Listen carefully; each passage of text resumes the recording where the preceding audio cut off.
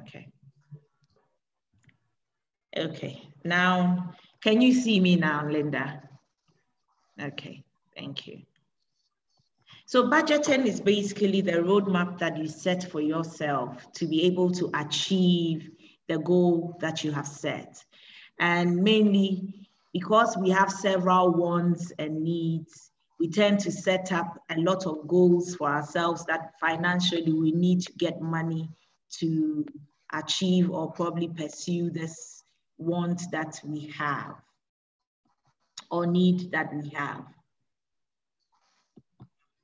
Yeah, need that we have. So budgeting is just a tool that will help you make sure that even the little peswa that you have left, you would be able to make use of it. So that's what budgeting is. So this afternoon, what we are going to do is to help you plan with my way of budgeting. There are several ways that people look at budgeting. People look at the 60, 20, 30 rule. Others look at the 50, 30, 20 rule. But I do the 60, 10, 20, 20 rule. So at the end of the session, I will share with you how I do my budgeting. So let's move into the presentation and get it done. So be it whatever your goal is. For instance, if your goal is that your financial goal is that you would want to buy a house in the next 5 years, and you probably want to achieve that, you need to set up a budget that would take you 5 years to reach that goal. You can also set up a budget that will be a very short term, something that will take you throughout the year. So I can budget to be able to buy a car, budget to pay my school fees, budget to help my younger brother go to school, budget for feeding at home. Whatever the goal is, you can budget to do that. So the first thing to look at in terms of budgeting is to look at, what do I have? What is my income? What do I have? And the income could be from your side hustle. It could be the gift that your uncle gave you, the gift that your sister gave you, the salary from your day-to-day work, or if you are an entrepreneur, the profit that you probably have accrued over time or over the month as your income. So your income, first we need to know how much you have available. What do I have? How much do I have to spend? Out of this value that you have is what you're going to spend out of. So if you took out your book and your pens, what you probably want to write down is the first thing that you need to look out for in terms of budgeting is my income. One other thing, an assumption that I want you to look at is that in attaining financial literacy or attaining financial goals, it differs from one to the other. So Akria's goals will be totally different from Yao's goals. So that will mean that Yao's budget will not be okay for Akria to use, or Akria's budget will not be okay for Yao to use. It will also differ in terms of age. That will mean that the budget that Mr. Atu whatever is setting for himself, if he's 60 years, that budget would not certainly work well with Nanama, who is probably 24 years. So the 24-year-old lady, the budget that she will set for herself is totally different from what Mr. Anson or Mr. Asian, who is, say, 60 years. So that would differ from the age, the investment objective, which is the goal, and the investment objective, which is your goal. Okay, so now how much do I have? What do I have? The income that I have is what I am going to plan from. Then when you have your income set, the second thing that you need to look at is your expenditure. What are my expenses? What do I need to cater for? And some of the things that you might need to look at is your rent. Those ones are fixed. You can really not do much about it unless you stay with your mother, of course, or probably your father. But your rent, utilities, food, clothing, these are necessities that you certainly need to take care of. So I would certainly group them as my fixed expenditure. These ones is not negotiable. If my rent is 200 Ghana cedis, at the end of the month, I have to pay. If my electricity bill is 50 Ghana cedis, at the end of the month, I certainly would have to pay. So you have to list all your expenditure and then put it down. The other expenditure that you might be looking at is probably an expenditure that you want to say, for instance, I'm going on a holiday.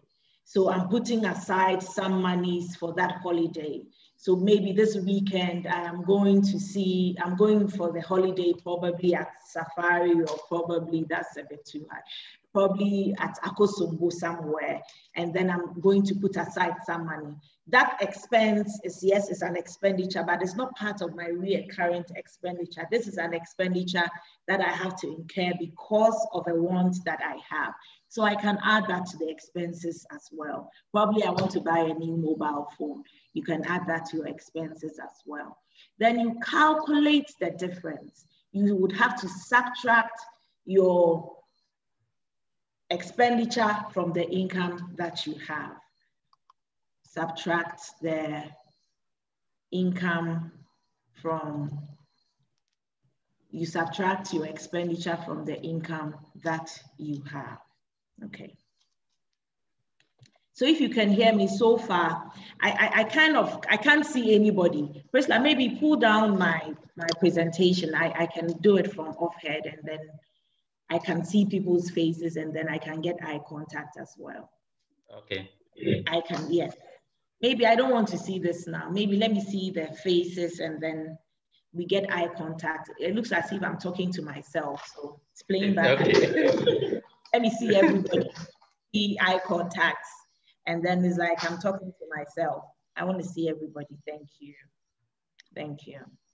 So I'm talking about budgeting, and I'm saying that in budgeting, the first thing that you need to do is that put down your income. What do I have?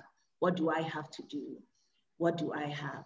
I have 2,000 Ghana cedis available. And this income could have been from your day-to-day work, which would be your salary. It could come from your side hustle. It can come from the dividend from your investments.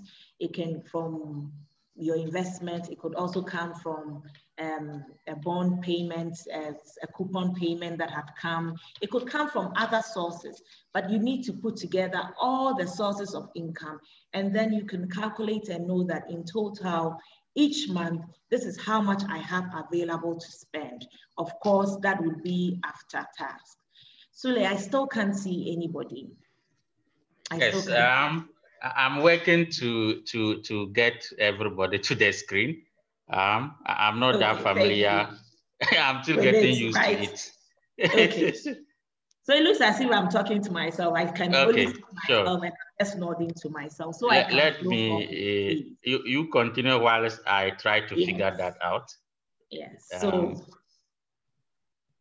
So I'm talking about income, and I've said to you about income, how you can calculate or what and what would qualify for an income. And I'm saying that an income, if you're an entrepreneur, the profit that you get out of your sales can be your income.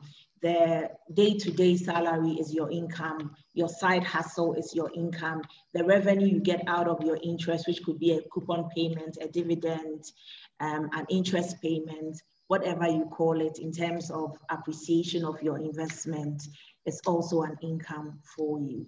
And I've also spoken about expenditure. And I've said that your expenditure is what you would have to pay for.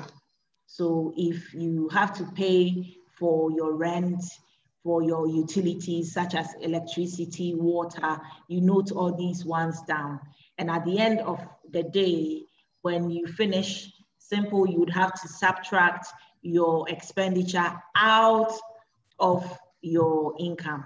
It is possible that when you do the subtraction, you would get a negative value, because some people have negative budget, and of course you need to go and look for additional funds to support it. But this afternoon, because we're talking about investments and I preach about financial literacy and financial freedom, I want to share with you my personal budget, or how I budget each month. The figures I have put there is just for illustration, but the concept I use, which is the 60-10-20-20 rule, is what I want to share with you, and probably go step by step for you to properly understand. And after the session, you will be able to create a budget, okay? So in financial literacy, I believe that budgeting is the most easiest that you can probably come across, okay? So let's see since I can't see anybody's face, then I might as well just use my PowerPoint. Can I see my Excel sheet so that we can go through my personal way of budgeting? So I do the 60-10-20-20 rule. I am a Christian. If you're not, no problem. You can look for another way that you can do that, okay? So I'm a Christian, and I always put aside 10% of my income that I add up in a month. I pay my tithe with it. My 10%, I always pay my tithe. So I do that. If you are not a Christian and probably you're a Muslim, you might probably want to think about doing the 10% of alms, or if you probably will put that and do some bit of charity. I know what you said in your head is, Abena, even my money is not enough for me, and you are telling me to put 10% of the money that I have away. And that is my personal belief. And I would advise that you can put 10% there, and then you can share that money with your colleagues that are in need, people in need, or most importantly, pay your tithe, because I pay my tithe with the 10%. I just don't distribute that. Okay, and then I pay myself 60% out of the salary that I get. So the 60%, I transfer that into a different account, and that is where I pay my bills from. So my current expenditure, recurrent expenditure, or any other expenditure that I have to make, I make them from the 60% that I pay into a separate account, and that is paying myself, okay? So I pay myself 60%, and I make all my other expenditure, food, clothing, rent, utilities, every other bill would have to come from there.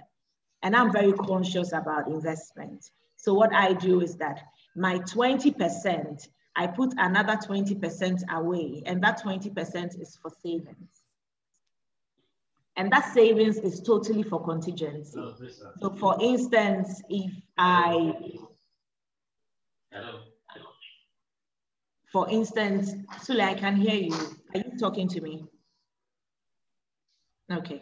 So for instance, if I need to repair my car, which was unexpected, the 20% is what I go into. But normally that is in a short-term savings account that probably yields, normally a savings account. That's where I put the 20%. So that's just for contingency. Any of my children get sick, and that's where I take the money from. Let's say that something unexpected comes up, and that's where I go into. And the extra 20% that is left is for my long-term savings.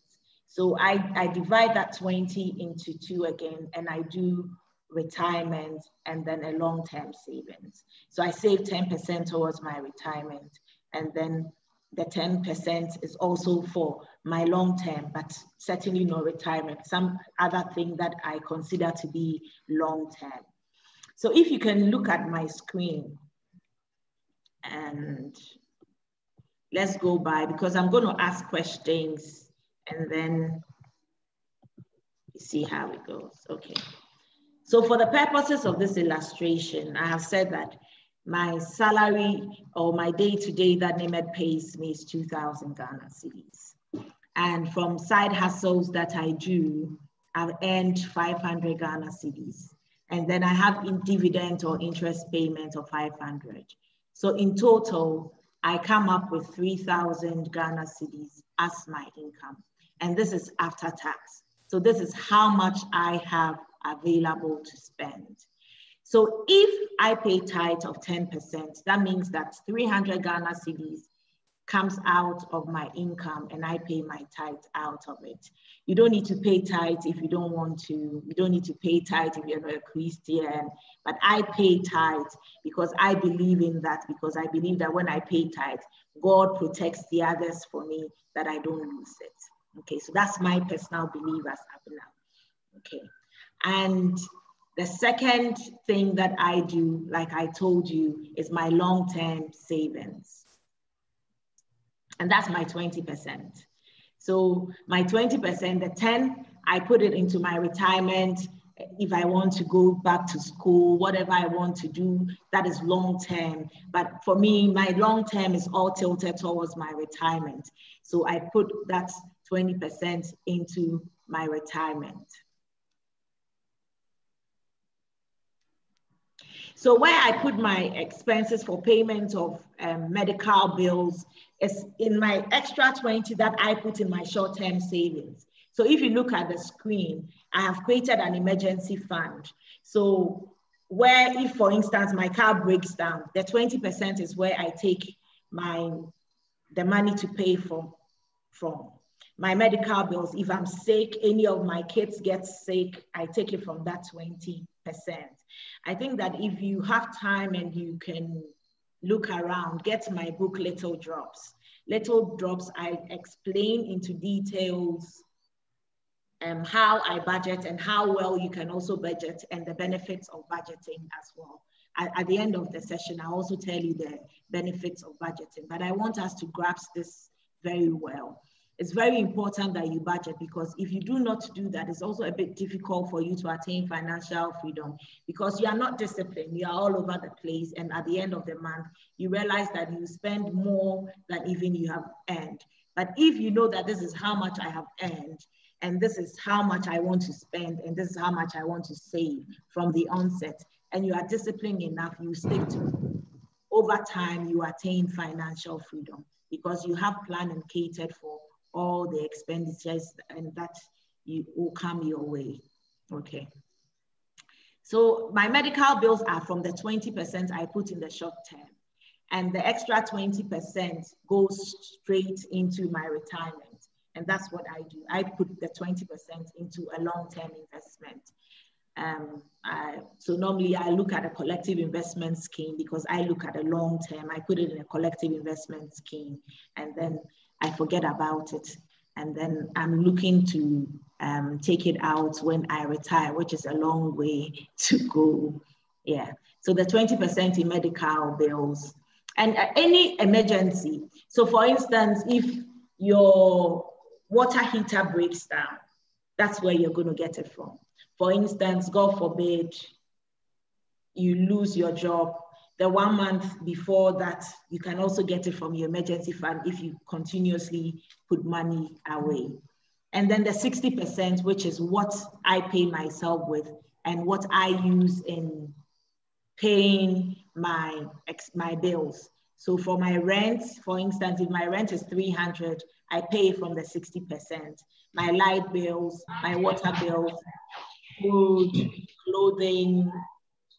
If I have to give my mother money, my father money, pay as well. Okay, if there are any questions, I will take it now because I want it to be very interactive. I plan it being very interactive, but because it's being, I'll take questions. Okay. I can only see myself, so if we can talk, let's talk so that it's nice. So it's very interactive, okay. And I can flow better when we are interacting. Okay. So Abena, let's launch a poll to see if the participants have created, any of them have created a personal budget before. Yes. So I'm launching a poll here. Yes.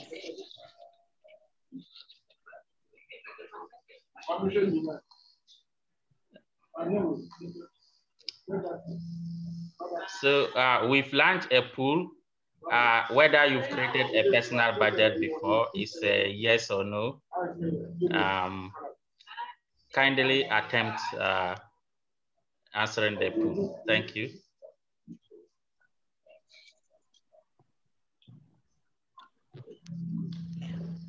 Is there host and panelists can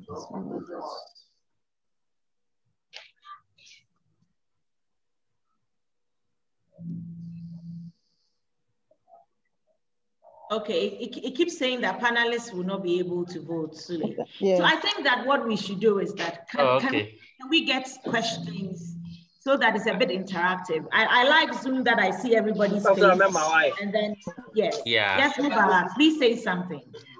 Okay.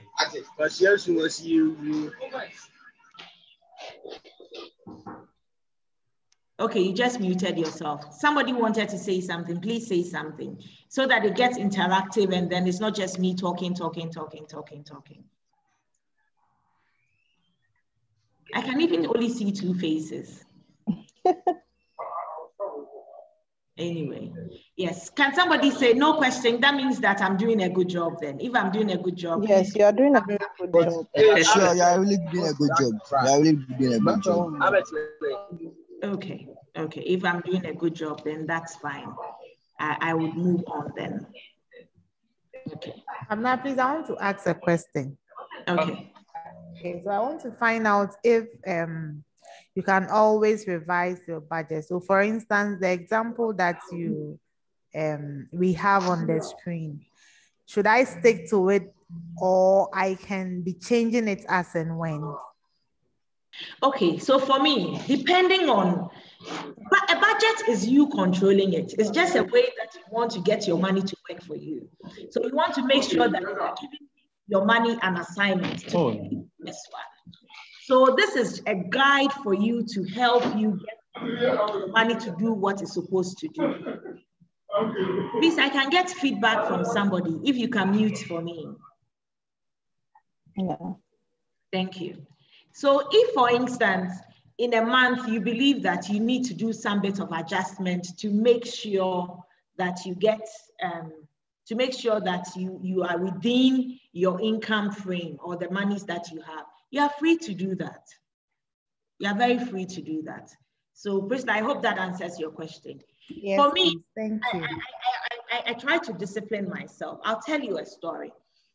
So over a period of time, I worked in retail banking for a while. And then I ended up with nothing because each month I was spending everything that I had. So I happened to chance on a younger lady who had a lot of investments. And the investment she had built it over a period of time and she had a lot of money. And when I check myself and I check her, who has probably not even started working properly, and the amount that she had, because she had a savings culture, I felt so bad that I decided to beat myself. So I don't spend a lot. And I try to be very disciplined to make sure that I stay within the means that I set for myself. So it depends on how you want to. And again, my appetite for financial freedom will be totally different from your appetite. And like I also said, depending on your age too would also, your budget will be totally different. Because let's say that you are 20 and you don't have any children. And if you are going to spend 60% on just expenditure, you might be wasting that money. You might as well just save 60% and then leave on the other 40. So depending on your circumstance, your age, your goal, and all that, then you use that to set your budget. It's not a one size fits all. It's not a one size fits all approach. It's not. Yeah. Okay. Please, I have a question. Yes, go ahead, my dear. Please, let's say you've budgeted, you've paid your rent in advance. Yes. As you earlier discussed, you said our rent should be part of our fixed expenses. Yes. So let's say you've paid your rent in advance and you've paid it before you started,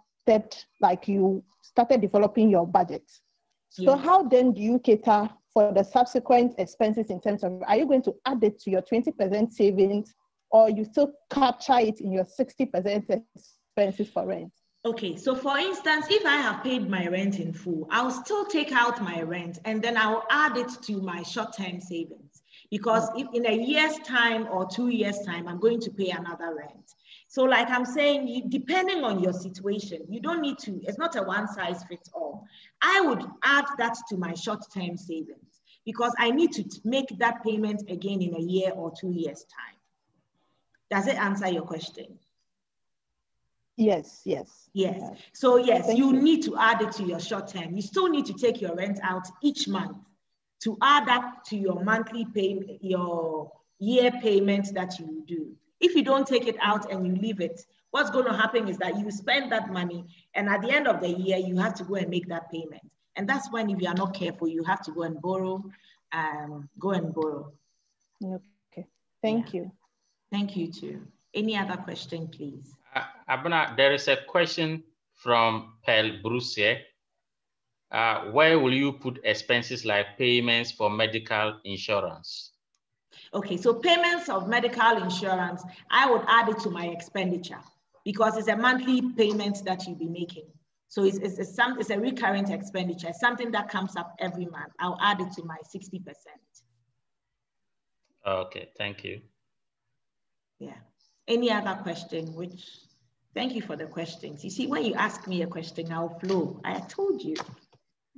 Yeah. Any other questions? Okay. So please ask all your questions. Mr. Salome, please ask me a question. I see you smiling a lot. So ask me a question.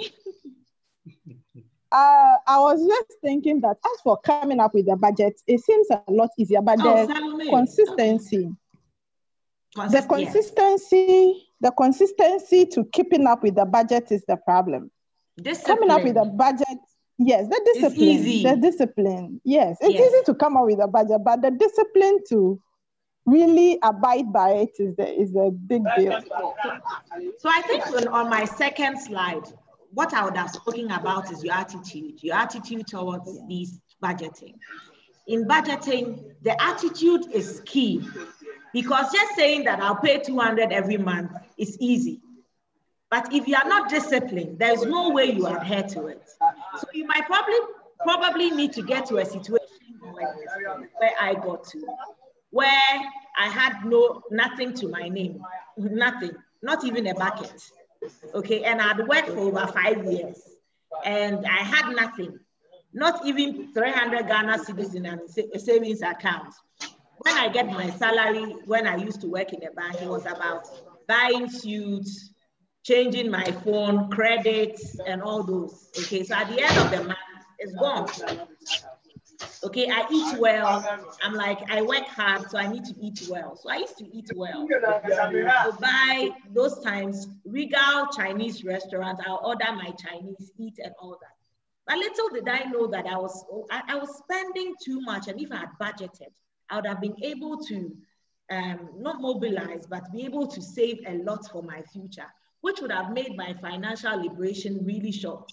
Because if it's going to take me extra 2 more years to be a millionaire, if I had started earlier, I'm sure by now I would have been a millionaire.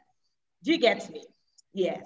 So if now, where I got to, I met a little girl who had over 80,000 pounds and I didn't have anything. So then I wouldn't even buy Coke to drink. I decided that everything that I have, I need to put it away. So I am a fan of investment. I'll put everything away. And then that's how come I always talk about sacrificing my today for tomorrow.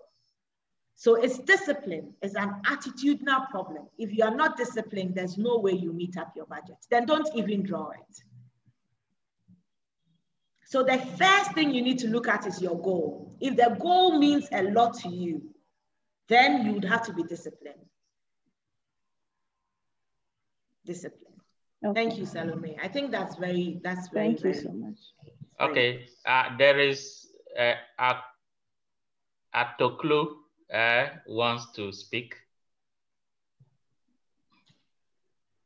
Hi, Atoklo. Say hello. It's Jejom. The name is Jejom. Jejom. Okay. Yeah. Thank you. Sorry for not mentioning it correctly.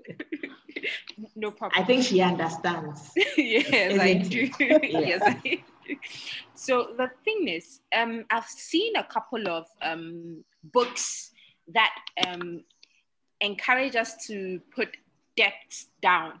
But I'm someone, I don't have debts. I don't. But when I was drawing my budgets the other time, I put my school fees as a debt so that I would put in money in that column just for my school fees.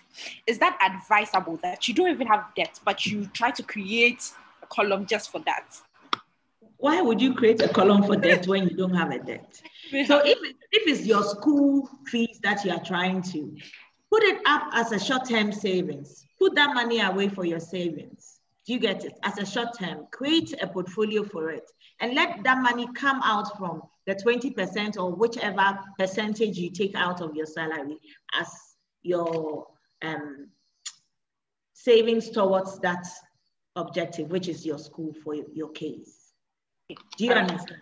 Yes. So you don't have any debt. Don't create debt. You are not paying anybody. Rather, put it as an objective which you are saving towards. So even as you make the payment, look for an instrument that can even give you returns on that. So you just don't keep that money somewhere and then even lose value on that. Put it in an instrument and get some bit of interest on that. Okay, so yes, I get it. Mm-hmm. Follow-up question. So yes, that means that I can put the money into a mutual fund. Yes. Is that okay? You can put that money into a mutual fund. Okay. Right. Thank you. Yes. Any other? You see, when we are interacting, it's nice. When it's just you talking, you talk, and then by the time you realize you are saying something you should not say. One last question and then yes. We have one from James in the chat box. Where do you place entertainment? Entertainment, I'll bring it to my 60%, my expenditure. So my 60%, I have paid myself. Every other thing I want to do that month, I take it from that money. Okay. So entertainment, if I want to go out with my friends, I'll put it in there. But if you want to sacrifice your today for your tomorrow, a little of that. Yes, someone else was also asking a question. Yes, I have my own question, Abena. Indeed, sometimes we all don't earn the same amount of money in terms of some people earn 500 cedis per month, others earn 5,000 or above. Do we have to wait until we earn big salaries that we start doing budgets, or we can start even if we earn 500 cedis per month? Sule, not at all. So like I said, the money I have available, that is what I budget against. So if I have 2 Ghana cedis, that is what the monies I have available to budget. So I don't budget for something that I need to go and bring money from elsewhere. So you don't do a budget and go and borrow money and come and augment it. Do you get it? So 500 Ghana cedis, you should budget. And like sometimes people say that, oh, Abena, even my money is not enough for me and you are still saying that I should invest. Until you create additional sources of income, you not come out of that because you only have one stream of income. So I would sacrifice something small and make sure that I'm creating another stream of income.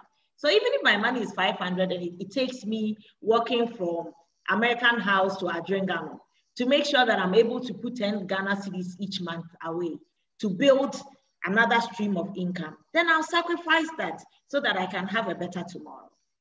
So it's not about how much you have, it's about the discipline to stick to how much you have. Okay, thank you. Thank you. There is a question here from Pearl. Can you share the template via email? Okay, yes. After this webinar, we will share the details of the participants with Abena, and Abena will keep in touch with you and share the details with you. And if you have any further questions after the webinar, you can also be in touch with her as well. Yeah. Mm-hmm. Let's take I wanted to ask a question. Yes, please. Go ahead. My question is about the balance on your budget, whether it's a budget deficit or budget surplus. How, if in case after doing your budget, you realize that you have a negative balance, do you adjust your expenditure or look for another source of income to supplement it? Because there are points where you have already squeezed yourself to adjust your expenses already. So it then becomes a problem if you are realizing a negative balance on your budget. Yes, that's a very good question. Thank you so much. What's your name, please? I didn't get the name. Salome. Yeah, okay. Yes, Salome. That's a real good question. The reason is when you finish your budget, you can either get a positive value or a negative value, which I mentioned earlier. There are two ways, and depending on who is doing this budget. If it's me, I would squeeze myself. I would look for some other alternative to reduce. So let's say that if I was going to buy 400 Ghana cedis food, I'm going to probably reduce it to 200 Ghana cedis. That's the ideal way. Sometimes you would squeeze it to the extent that you won't get it. Then that is when you might need to go and probably borrow or probably get some money from elsewhere. If you are borrowing, that means that your next month, the budget should include the repayment for the amount that you borrowed for. Okay. So rather than add another item to my line of expenditure, I would rather want to squeeze so that the other month I'll be a bit free. Okay. And please, sometimes I have a follow-up. There's an extra line item on my expenditure. People who know me, I'll ask you, will somebody die? If you say no, I'll say, let's wait the next month. Next month, I'm sure something would come up. So sometimes we stress ourselves for things that we can easily accommodate, but we tell ourselves we cannot accommodate. Okay. Please, I have a question. Ways. You either borrow or you restrain yourself and then get a positive value. Yeah. Okay. And please, I have a follow-up question. Yes, please. Yes. Let's say I want to talk in reference to the discipline to savings. Yes. I wish we could be told methods. Let's say, for instance, I know my salary passes through, let's say, Bank A. Yeah. If I want to be disciplined, do I need to have a savings with maybe Bank B and put a standing order on my account for them to transfer a specific amount of money to that bank to help me not spend? At least if we can be told the means of discipline, it will help. Salome, I think what you said is right. But for standing orders, you don't necessarily need to have the bank in that place. So standing order is an instruction you give to your bankers to initiate, to say, make this payment on my behalf. Okay, and it's a standing order because it's a revolving one. You can also have a direct debit. Okay, and you can also be very consistent yourself. You can also give people post-dated checks to say that, oh, take this payment. But I think that when we are talking about discipline, the underlying thing is that you having your own self-will to do this. I have decided that I'll do this each month and I do that this month. But the tools that can help you get that done, easily you can have a standing order, you can have a direct debit, you can give your savings account or investment account post-dated checks, and also you can also decide to do Momo each time that you want to. These ways are helpful, but I think that the underlying word for discipline is your own self-will. Because do you know that people go to stop standing orders? Salome. People go to stop standing orders to say, this month, don't pay because I'm going to be broke. So don't pay this month. So that will not help you to be disciplined. But your self-will help you to be disciplined so that you do not go in to say that, don't take it. Because my objective is to make sure that at the end of the month, I'm able to put aside 300 Ghana cedis. My objective is to say that at the end of this quarter, I should have been able to buy my car. My objective is to say that at the end of 3 years, I should have built up enough money to be able to rent this house that I'm looking at. So if you know the objective you are working with, then you need to be disciplined to make sure that you meet up. Because for instance, let's say that you want to rent a house which is going to cost you 4,000 Ghana cedis, and your salary is 2,000 Ghana cedis. If you're not disciplined enough to put money away, you'll never be able to rent, because your salary from day one, you've not taken away food, but that salary is not even able to pay your rent. Do you get it? Somebody talk to me. Do you get it? Yeah. All right, thank you, Abena. We have two very good questions that we can use to conclude the webinar. One from Frederick. Will you advise married couples to plan their budget together? Hey, Frederick, this one day you're going to put me at a tight corner. Okay. Again, it's a personal decision. But when two come together to do something, it's always good.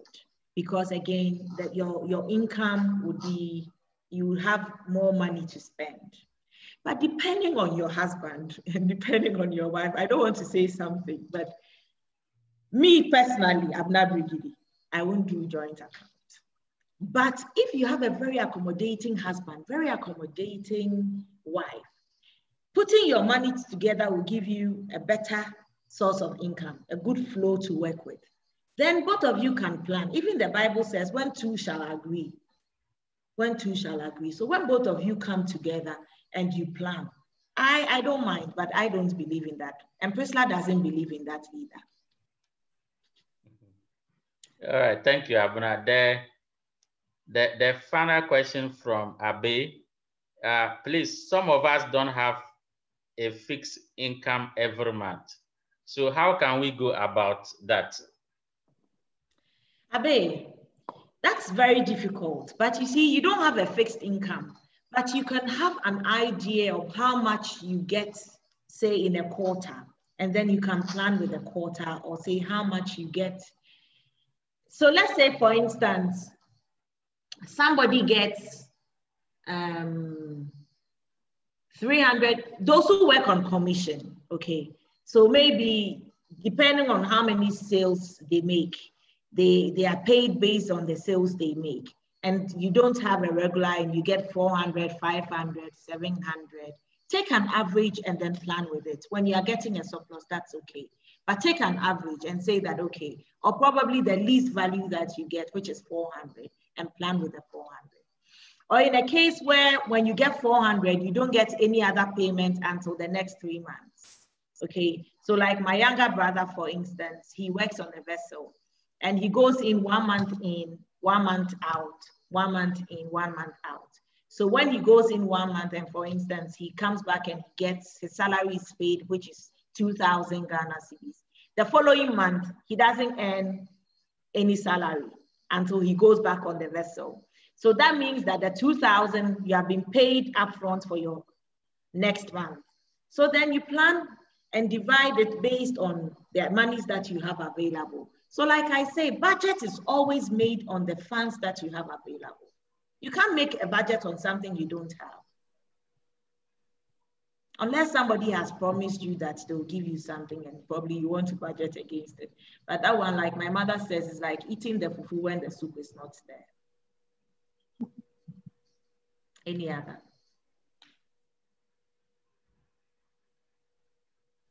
Okay. Okay. I think we've answered all the questions. So maybe I'll allow Abena to, if you have any closing remarks. Yes. Before so what I want to end with, sorry to cut you. What I want to end with is that attaining financial freedom is possible. It's possible when, one, if you decide that you would want to attain that. I say that because it's a choice. It's a choice to attain financial freedom. If you don't want it, you won't get it. So if you want it and you decide that you get it, it's possible. But if you are not investing, okay, then you are missing a tremendous opportunity. The reason is that each day that you have 1 cedi with you, you are losing value. And your friend who invested the 1 cedi has added value to the 1 cedi. So if you are not investing, I advise that you speak to an investment advisor. In fact, I'm available. You can walk into Nimed Capital anytime that you have time, and any of the investment analysts would help you. But make it a point that any money that you have an investment component that you invest. So it's like an orange. I'll end with this, an orange. Whenever you cut an orange, you find seeds in. And it's your responsibility that those seeds, you grow them so that in future, you can have another orange. So when you keep eating orange and you keep throwing the seeds away, what's going to happen is that in the near future, you will not find any oranges around. So note that any money that you have, there is a seed component that you need to grow that you would reap in the future. I rest my case. Okay.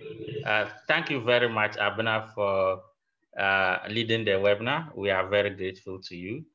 And also thank you to the participants for turning up. And so for the participants, we'll share your details with Abena so that she can share the presentation with you. And then you can also have a means to contact her if you have any follow-up concerns on that as well. That would be fine. So thank you very much, and bye-bye. Thank you too, Sule. Thank you. Bye. Bye, everybody. How I wish I would have seen your face. Thank you, Abena. Bye, everyone. Bye. Thank you. Bye.